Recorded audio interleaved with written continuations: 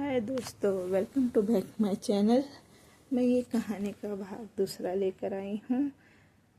I hope कि आपको story अच्छी लग रही हो तो मेरे चैनल को लाइक शेयर एंड सब्सक्राइब कीजिएगा और कमेंट करके बताइएगा कि आपको ये कहानी कैसी लग रही है। तो स्टोरी हम स्टार्ट करते हैं। टीना बोली, ज्योति आंटी आप लोग अब ये मान ही लीजिए ये सब ऋषान कपूर का ही काम है। मैंने सुना है उसका शिकार उसके अलावा कोई नहीं कर सकता और शहर सिया हो ना हो उसी के पास कैद होगी। सीता आंटी डरते हुए बोली, ऐसा मत बोलो बेटी, ऐसा नहीं हो सकता। वो दोनों जहाँ भी हो सही सलामत हो, दुआ करो। ज्योति गहरी सांस लेकर बोली, अब बस हम दुआ ही कर सकते हैं माँ। अगली सुबह दरवाजे के खुलने से शहर की आँख खुलती है। वो एक झटके से बेड पे उठ के बैठ जाती है। सामने खड़े मेट्स उसे देख अपनी नज़रें झुका लेते हैं। ये देख शहर थोड़ा हैरान होती है। शहर ने गुस्से में बोला, क्या है, सोना भी हराम कर रखा है क्या? अब तुम्हारे डेविल बॉस ने?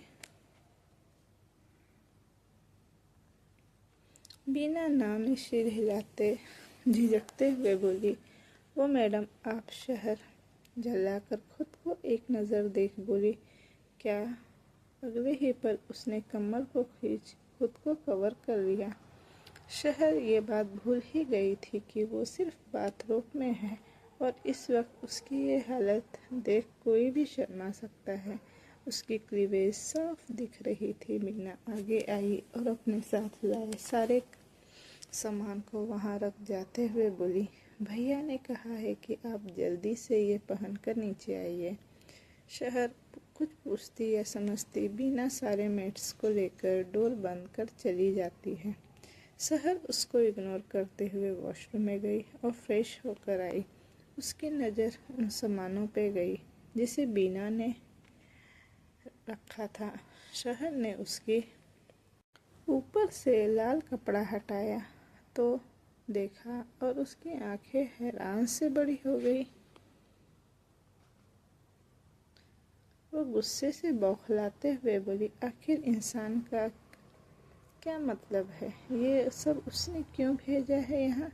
शहर ने गुस्से से उस सामान को देखा और जैसे ही फेंकने वाली थी उसके कानों में ऋषान की सर्द और थोड़ी कठोर आवाज़ गूंजी, सोचना भी मत। शहर ने देखा तो सामने ऋषान पूरे रौब और अपने सख्त भाव के साथ उसे ही देख रहा था। शहर गुस्से में बोली, ये सब क्या बकवास है? मुझे ये सब तुमने क्यों दिया है? ऋषान ने अपनी एक उंगली ऐब्रो को हल्के से रब किया, फिर शहर के पास आकर बोला, शादी है आज हमारी, इन्हें पहनो और नीचे चलो मेरे साथ। शहर मानो जैसे हिल ही गई हो। क्या उसने अभी जो सुना था वो सब सही था? वो ऐसा कभी नहीं कर सकती। मैं मर जाऊंगी पर तुम्हारे नाम का सिंदूर कभी नहीं लगाऊंगी। अपना नाम तुम्हारे नाम से कभी नहीं जोड़ूंगी, समझे तुम? ये कहते हुए शहर ने अपने पास रखे फ्रूट बास्केट में रखे छुरी को उठा अपनी कलाई पे रख दिया। शहर ने अपनी ऋषान ने अपनी आंखें बंद की और अपने गुस्से को कंट्रोल करते हुए शहर की ओर बढ़ गया। शहर लगातार पीछे होते हुए उसे धमकी दे रही थी। ऋषान ने शहर का हाथ झटके से पकड़ा और उस छुरी को दूर फेंकते हुए उसे उसकी बाजू से पकड़ उसके चेहरे को बिल्कुल पास अपना चेहरा ले जाकर बोला, लगता है तुम्हें अपने अपनों से प्यार नहीं रहा, अपने बच्चे को भूल गई तुम। बच्चा सुन शहर के कान सुन हो गए। इस शैतान को सिया के बारे में कैसे पता चला? शहर रोते हुए बोली, नहीं प्लीज़ मेरे बच्चे को कुछ मत करना, मैं मर जाऊंगी उसके बिना। ऋषान मर तो तुम वैसे भी जाओगी अगर ये शादी नहीं की तो। ऋषान ने शहर को बेड पे धक्का दिया और जाते हुए बोला, आधे घंटे में अगर नीचे नहीं आई तो अपने भाई की आखिरी निशानी को भी खो दोगी तुम। कुछ देर बाद नीचे हॉल के बिल्कुल बीच में एक मंडप था, जिसे वाइट फूलों से बेहद खूबसूरती से सजाया गया था, और इसी मंडप में रिशान अपने फॉर्मल कपड़ों में बैठा हुआ था।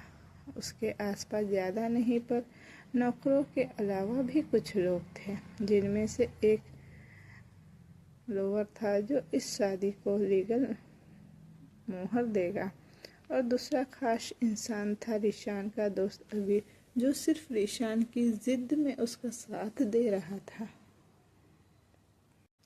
शादी ऑलमोस्ट शुरू ही हो चुकी थी कि पंडित जी मंत्र पढ़ रहे थे। पंडित जी मंत्र पढ़ते हुए रुके और दुल्हन से पूछे। रिशान ने नज़र उठा के बीना को देखा तो उससे अपने कदम जैसे आगे बढ़ाए। सीढ़ियों से सुर्ख लाल बनारसी साड़ी में शहर नीचे आ रही थी। इस साड़ी को देख कोई भी इसके दाम का अंदाज़ा लगा सकता था कि ये कितनी महंगी होगी। शहर ने हाथों में लाल चूड़ियाँ, गले में असली कुंदन के हार, कानों में बालियाँ, नाक में छोटा सा नथ पहने हल्के मेकअप में किसी प्रदेश की युवरानी लग रही थी। लेकिन ये महंगे सामान क्या उसकी सुंदरता बढ़ाएंगे? उसका दूध सा गोरा रंग इस लाल साड़ी की शोभा और ज़्यादा बढ़ा रहे थे। उसकी नीली आँखें में ये जो काला काजल उसके चेहरे को नज़रों से बचा रही थी, पर इन सब में उसके चेहरे पे ना ही खुशी थी और ना ही कोई रंग। उसका फीका सा चेहरा इस बात की गवाही है कि उसके अंदर कितना दर्द छुपा है। शहर सीढ़ियों से उतर सीधा मंडप में जाकर बैठ जाती है और पंडित जी शादी शुरू करते हैं। दूर खड़ा अबीर लाल जोड़े में शहर को देख अपनी पलकें झपकाना भूल जाता है। उसका मुंह खुला रह जाता है। अंकित उसके पास आकर उसके मुंह को बंद करते हुए बोला, अपना मुंह बंद कर ले वरना बॉस हजारों मधुमक्खियाँ इसके अंदर डाल देंगे। अंकित की इनडायरेक्टली धमकी सुन अबीर शहर को देखते हुए ही बोला, क्या किस्मत पाई है साले डेविल ने, इसे तो हूर मिल गई। अंकित भी उसके हाँ में हाँ मिलाते हुए पर थोड़ा दुखी लहजे में बोला, हाँ बिल्कुल हमारी लेडी बॉस है, बहुत सुंदर। अबीर आंखें छोटी कर अंकित के सिर पे हल्का सा मार कर बोला, हमारी नहीं तेरी, मेरी तो भाभी लगेगी। तभी उन लोगों की कानाफूसी तब टूटी जब पंडित जी ने कन्यादान के लिए शहर को पेरेंट्स का पूछा। रिशान ने ये सुना और सख्त आवाज़ में बोला, मुझे सिर्फ शादी से मतलब है, ज़रूरत नहीं कन्यादान की। पंडित जी रिशान की धमकी भरी बात सुन थोड़ा सा डर गए। तभी अनिश आगे आते हुए बोला, मैं करूँगा कन्यादान। अबीर अपने पास खड़े इस डरपोक आदमी को देख चौंक गया और रिशान के चेहरे पे एक डेविल स्माइल आ गई, पर शहर पे इन सब बातों का कोई असर ही नहीं था। वो बस एक लाश की तरह बैठी थी। फिर जब पंडित जी ने फेरों के लिए खड़े होने को कहा तो रिशान उठ गया, पर शहर वैसे ही बैठी थी। रिशान शादी होने तक शांत रहना चाहता था। उसने अनीस को देखा और आंखों से कुछ इशारा किया। उसका इशारा पाते ही अनीस एक 4-5 साल की सोती हुई बच्ची को गोद में लेकर आया। रिशान झुका और शहर के कान के पास जाकर धीमी और डरावनी आवाज़ में बोला, सामने देखो जाने मन। शहर की भीगी हुई पलकों के साथ जैसे सामने देखा, उसकी आंखें बड़ी हो गई।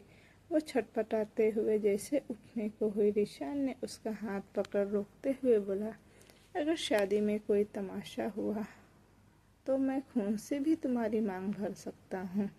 शहर सामने अनीश के गोद में शिया को देख तड़प उठी। वो धीरे से उठी और फेरे लेने लगी। धीरे धीरे सारे रस्मों के साथ सिंदूर मंगलसूत्र पहनाते हुए शादी संपन्न हुई। रिशान उठा और लॉयर के पास जाकर मेरे सर्टिफिकेट लिए वहाँ से जा चुका था। सिया अबीर के सबके जाते ही सर उठी और दौड़ते हुए सिया के पास जाने लगी कि तभी रिशान ने उसका हाथ पकड़ उसे रोक लिया और अनीस को सिया को ले जाने का इशारा किया। शहर रिशान से खुद को छुड़ाने की काफ़ी कोशिश करने लगी। वो छटपटा रही थी, पर रिशान के मजबूत हाथों से छूट पाना उसके लिए बहुत मुश्किल था। काफ़ी स्ट्रगल कर जब वो थक गई, उसने रिशान को अपनी भीगी लाल आंखों से देखते हुए बोली, आखिर चाहते क्या हो तुम? क्यों कर रहे हो हमारे साथ ये सब? रिशान चुप था। वो बस एक टक शहर को देखे ही जा रहा था। शहर आगे बोली, कल रियाना जो तुम चाहते थे, अब बख्श दो, छोड़ दो मेरे बच्चे को। रिशान ने धीमी पर सख्त आवाज़ में कहा, नहीं है वो तुम्हारी बच्ची, एक ही बात को बार बार मत दोहरा। शहर उसकी आवाज़ से सहम उठी। वो हैरानी से उसे देखने लगी। अभी अभी उसने क्या कहा था ये? बीना, कमरे में लेकर जाओ इसे, रिशान ने चिल्लाकर कहा तो बीना और शहर दोनों ही डर गए। बीना शहर के पास आई और धीरे से बोली, अभी के लिए प्लीज़ चलिए, भैया बहुत गुस्से में है। शहर उसके साथ चुपचाप कमरे में चली गई। कमरे में आते ही उसकी नज़र फूलों से सजे हुए कमरे में पड़ी, जिसे देख वो अपना सिर का दुपट्टा खींच के फेंक देती है। फिर बीना को धक्का देकर डोर लॉक कर लेती है। उसकी नज़र के सामने आईने पे जाती है। शहर खुद को देखती है, अपने भाई के कातिल के नाम की सिंदूर माथे पे लिए उसका खून पानी हो रहा था। वो चिल्लाकर खुद को शांत करने लगी। उसने अपने सारे भारी गहने को उतार के ज़मीन पर फेंक दिया। उसे इस वक्त सिर्फ और सिर्फ श्रिया की फिक्र थी। वो ज़मीन पे अपना चेहरा हाथ में लिए कुछ देर बैठी रही। उसके मन और दिमाग में सिर्फ रिशान के लिए नफरत थी। कुछ देर बाद खुद को शांत कर उठी और अपने कपड़े बदलने के लिए अपने ब्लाउज़ की डोरी को खोलने लगी, पर इतनी परेशान में ये खुलने की जगह और उलझ रही थी। तभी उसके पीठ पर किसी के छूने का एहसास होता है। वो झटके से पीछे मुड़ देखी। रिशान बिना किसी भाव के खड़ा था और उसे ही देख रहा था। इस तरह से रिशान के छूने से शहर को काफ़ी गुस्सा आ गया। वो आगे आई और खींच के एक थप्पड़ उसे मार दिया। रिशान जो पहले से ही काफ़ी गुस्से में था, वो अब किसी भूखे शेर की तरह उस पर झपट पड़ा। और शहर अपने दांत पीसते हुए बोली, don't to dare Rishan Kapoor, गलती से भी ये गलती मत करना। मुझे तुमसे और तुम्हारे छुअन से, हर एहसास से नफरत है। घिन होती है मुझे तुम्हारे हर एक एहसास से, समझे तुम? मैंने तुमसे शादी कर ली, इसका ये मतलब नहीं कि तुम मेरे साथ जो चाहो वो कर लो। तपाक की आवाज़ से शहर बेड पे जा गिरी। उसने अपने लेफ्ट हाथ को गाल पे रखा हुआ था। ईशान के हाथों के निशान शहर के गाल पे किसी मोहर की तरह छप चुके थे। शहर डर और हैरानी से ईशान को देखने लगी, जो अपने शर्ट के बटन को खोलते हुए उसके पास बेड पे आ रहा था। शहर पीछे होते हुए बोली, ये तुम क्या कर रहे हो? मेरे पास आना मत। मैं ईशान उसके पैर को पकड़कर अपनी ओर खींच लेता है, फिर अपने एक घुटने को बेड पे रख शहर के चेहरे को पकड़कर बोला, मैं लड़का लड़की में फ़र्क नहीं करता जाने मन, और रिटर्न तो मिलना ही चाहिए, चाहे प्यार हो या थप्पड़। फिर उसके चेहरे को बेड पे ढकेल कर खुद पूरा उसके ऊपर आ जाता है और उसके मखमल जैसे शरीर पे हाथ फेरते हुए लस्ट भरी नज़रों से देखने लगता है। शहर अपनी आंखें भींच के बोली, तुम एक हवशी हो और कुछ नहीं। रिशान अपने दोनों घुटने को शहर की कमर के पास रख उसके ऊपर बैठते हुए बोला, घिन होती है ना तुम्हें मुझसे, मेरे छुअन से, मेरे एहसास से? अब तुम्हारा पूरा शरीर मुझे महसूस करेगा, मेरी खुशबू से तुम महकोगी। इतना बोल रिशान किसी जंगली जानवर की तरह शहर पे टूट पड़ा। वो उसके होठों को बुरी तरह से काट रहा था, मानो अपने हर थप्पड़ का बदला ले रहा हो। शहर अपने हाथों से पैरों से उसे रोकने लगती है, पर ईशान उसके हाथों को अब अपने हाथों से इंटरबाइंड कर बेड में प्रेस कर देता है और फिर उसके पैरों को अपने पैरों से जकड़ लेता है। शहर का पूरा शरीर बुरी तरह से रिशान के कब्जे में था। उसके दिल की तरफ अब रिशान के हवस के कारण उसके शरीर तक आ चुकी थी। रिशान अब शहर के होठों को छोड़ उसके गले क्लीवेज पे किस और जोर से बाइट करने लगता है, जिसके दर्द से जहर जोर जोर से चीख रही थी। पर रिशान को उसकी चीख से कोई तकलीफ या कोई फर्क ही नहीं पड़ रहा था। रिशान अब अपने हाथ को आगे कर शहर के सीने से खींचकर उसके पल्लू को हटाता है। तभी शहर एक हाथ से पल्लू को पकड़ते हुए दर्द भरी आंखों से रिशान को देखते हुए बोली, प्लीज़ प्लीज़ डोंट। रिशान इस वक्त अपने होश में ही नहीं था। उसने शहर के दोनों हाथों को पकड़ पीठ से लगा दिया, फिर उसके पल्लू को निकाल उसके सीने को प्रेस करने लगा। शहर बस चिल्ला रही थी, रिक्वेस्ट कर रही थी, पर उसकी चीख सुनने वाला वहाँ कोई नहीं था। रिशान अब अपने कपड़े उतार देता है, फिर शहर के पूरे साड़ी को निकाल कर फर्श पे फेंक देता है। उसके स्टमक को लीक करते हुए उसे बाइट करता है। रिशान का कंट्रोल अब जा चुका था। वो ऊपर आया और शहर के ब्लाउज और पेटीकोट को फाड़ के फेंक दिया। रिशान बुरी तरह से शहर को काट रहा था। उसके शरीर पे अपने एहसास का निशान छोड़ रहा था और शहर बस रोए जा रही थी। रिशान जैसे ही शहर के ऊपर वापस आता है, शहर की आंखें न्यू रिशान को देख हैरानी से बड़ी हो जाती है। वो अपनी आंखें बंद कर लेती है। शहर अभी सिर्फ अंडरवेयर में था, जिसको भी रिशान ने एक झटके में फाड़ दिया था। अब दोनों ही एक दूसरे के सामने न्यू थे। शहर को शर्म और घिन दोनों आ रही थी। रिशान शहर के सीने में अपना चेहरा ले जाकर बाइट करते हुए सेडिक्टिव वॉइस में कहा, I am gonna treat you very badly. जाने मन फिर उसके अंदर खुद को जैसे ही एंटर करता है, एक जोर के चीख के साथ शहर रोते हुए तड़प उठती है। उसकी आंखों के कोने से आंसू बह जाते हैं। ये उसका पहली बार था। ये बात रिशान पहले ही समझ चुका था। रिशान ने दोबारा खुद को शहर में पुश किया तो शहर रोकर फिर एक बार तड़पते हुए बोली, प्लीज़ बाहर निकालो, बहुत दर्द हो रहा है, मत करो। रिशान ने शहर के चेहरे को देखा और उसके होठों को चूमते हुए उस पर मूव करने लगा। पर शहर बुरी तरह चिल्ला रही थी, क्योंकि रिशान उसके साथ बहुत वाइल्डली पेश आ रहा था, जो उसके लिए सहन करना बहुत मुश्किल था। लगभग रात के 4 बजे तक खुद को सेटिस्फाइड कर अपनी मनमानी पूरी कर रिशान शहर के ऊपर ही लेट जाता है और शहर वो पहले ही आधी बेहोशी की हालत में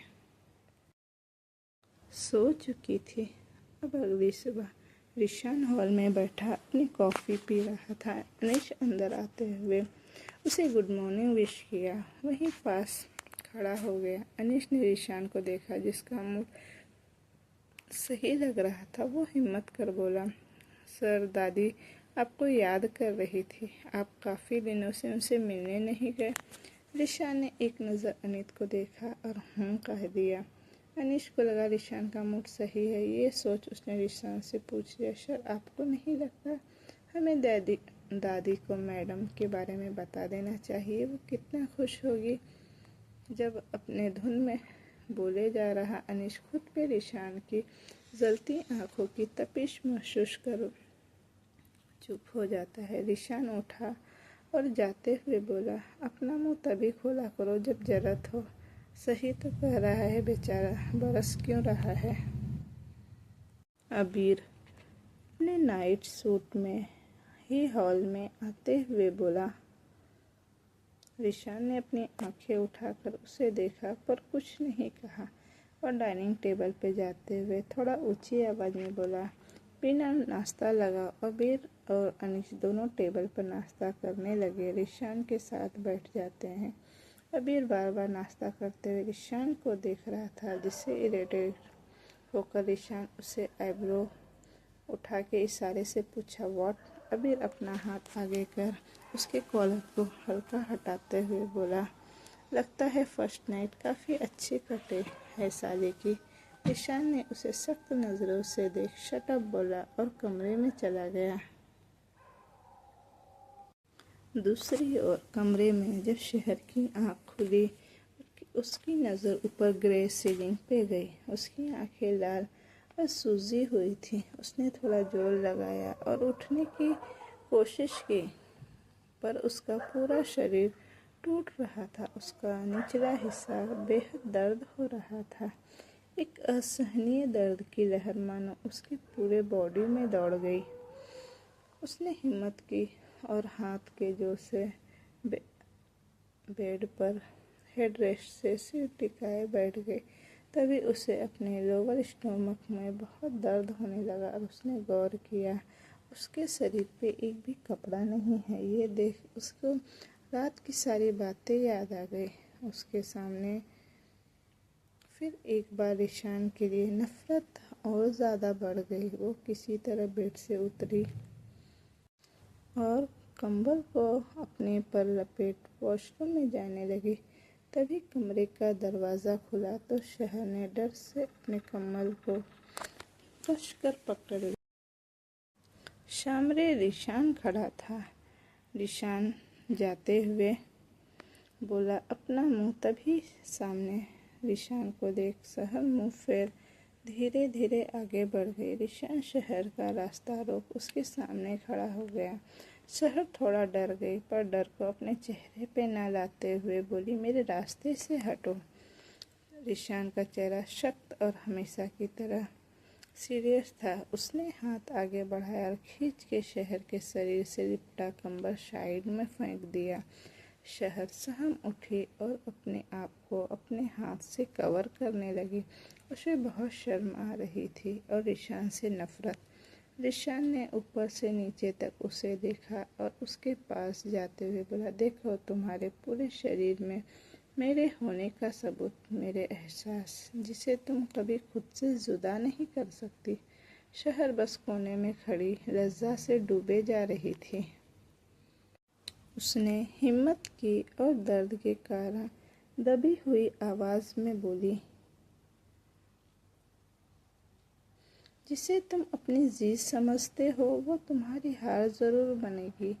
तुम जैसे भूखे कुत्ते भेड़िए से क्या बहस करना। इतना बोल शहर बाथरूम में चली गई।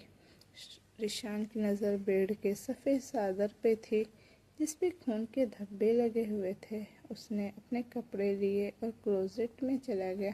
शहर खुद को आईने में देख रही थी। अपने शरीर के घाव देख उसके जहन में रिशान की बातें गूंज रही थी। उसे खुद से घिन आ रही थी। शावर के पानी के नीचे खड़े होकर वो चीख चीख कर रोते हुए वहीं बैठ गई। शहर कुछ देर बाद जब बाहर आई तो उसकी नज़र पूरे कमरे में गई जो कुछ अलग लग रहा था, पर उसने सब इग्नोर कर दिया। बीना जो कमरे में मौजूद थी उसने शहर को देखा जो सिर्फ एक बाथरोब पहने थी और जाकर बेड पे लेट गई। बीना की नज़र उसके शरीर पे चली गई। उसके गले गर्दन पे काफ़ी गहरे निशान थे जिसे देख उसका खुद का दिल दहल गया। शहर ने बीना को देखा और नज़रें फैली। बीना उसके पास आई और उसे देखते हुए बोली अपने कपड़े भी नहीं पहने भाभी। शहर गुस्से से उसे देख बोली डोंट कॉल मी भाभी, नहीं लगती मैं किसी की कुछ। बीना उसके पास बैठ गई और उसे देखते हुए बोली धीरे धीरे भैया के लिए आपकी नाराज़गी ख़त्म हो जाएगी, मुझे पता है। शहर कुछ नहीं कहती। वो बीना को देख बोली मेरी सिया कहाँ है, मुझे उससे मिलना है। बीना उठी और जाते हुए बोली मैं आपके लिए कुछ खाने को लाती हूँ। शहर ने नम आँखों से जाते हुए बीना को देखा और सिया के बारे में सोचने लगी। रात का वक्त। रिशान रात को थोड़ा लेट घर आया। वो जाकर काउच पे बैठ गया। बीना ने उसे देखा और जल्दी से पानी लेकर आ गई। रिशान ने पानी पिया और ग्लास वापस रख दिया, पर बीना सिर झुकाए वहीं खड़ी रही। ये देख रिशान उसे इशारे से पूछा क्या बात है, तो बीना डरते हुए बोली भैया वो बच्ची वो लगातार रोए जा रही है, उसने कुछ खाया भी नहीं है। रिशान ने ये सुना तो उसकी भौहें तन गई और चेहरा भी सख्त हो गया। उसने धीरे से कहा, तुम मुझे ये बात अब बता रही हो? बीना के तो डर से हाथ पैर कांपने लगे थे। उसे रिशान से पहले ही बहुत डर लगता था, इसलिए वो कोशिश करती थी कि उसके सामने भी ना आए। रिशान ने बीना को चुप देखा तो उठा कमरे में जाने लगा। ये कमरा पूरा पिंक और वाइट में था, जिसके एक तरफ से वॉल में बहुत सारे कार्टून और प्रिंसेस के पेंट थे। एक छोटा सा बेड जिससे मैच एक छोटा सा वार्डरोब भी था और ढेर सारे खिलौने जैसे किसी बच्चे के लिए बनाया गया हो। रिशान कमरे में आया तो उसे देख सिया कहीं नहीं दिखी। उसने आगे बढ़ इधर उधर नजरें दौड़ाई तो टेबल के पास घुटनों के बीच बैठी सिया सिर छुपाए सिसक सिसक के रो रही थी।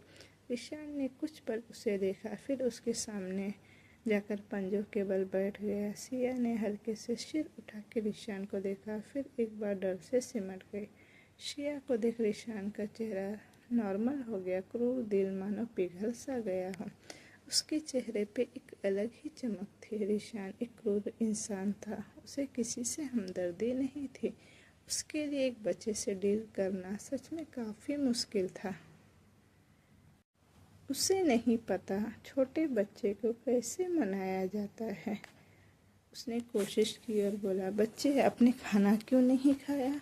सिया की तरफ से कोई रिस्पॉन्स नहीं आया तो रिशान ने एक गहरी सांस ली, फिर बोला, मैं आपके बुआ को पास ले जाऊंगा। सिया ने झटके से उसे देखा, उसे सकते हुए कहा, सच्ची? रिशान ने उसकी मासूम जब भी चिक्स देखा तो उसके चेहरे पे न चाहते हुए भी स्माइल आ गई। उसने हाँ में सिर हिला दिया।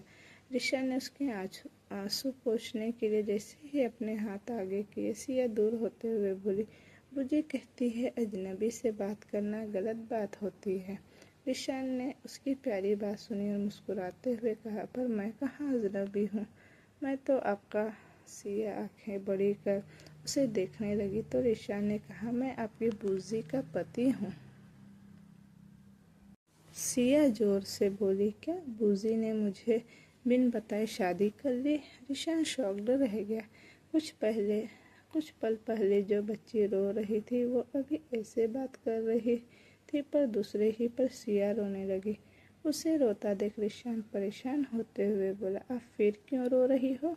मुझे बूजी के पास जाना है, प्लीज़ मुझे ले चलो। रिशान ने उसे अपनी गोद में बैठाया और बेड पे लेकर बैठ गया। वो उसके सिर को प्यार से सहलाते हुए बोला, पहले मेरा बच्चा, अब थोड़ा सा खाना खा लो फिर चलेंगे। सिया नाम में सिर हिलाते हुए और जोर जोर से रोने लगी। बिना खाने की प्लेट लेकर अंदर आते हुए बोली, भैया आप इसे भाभी के पास ले जाइए। रिशान ने उसके हाथ से प्लेट ली और उसे जाने का इशारा किया। फिर सिया को ठीक से अपने लैप पे बिठाया और एक निवाला उसके मुंह के पास ले जाते हुए बोला, अगर आप खा लोगी तो कल हम सब पार्क चलेंगे, बहुत सारा एंजॉय करेंगे।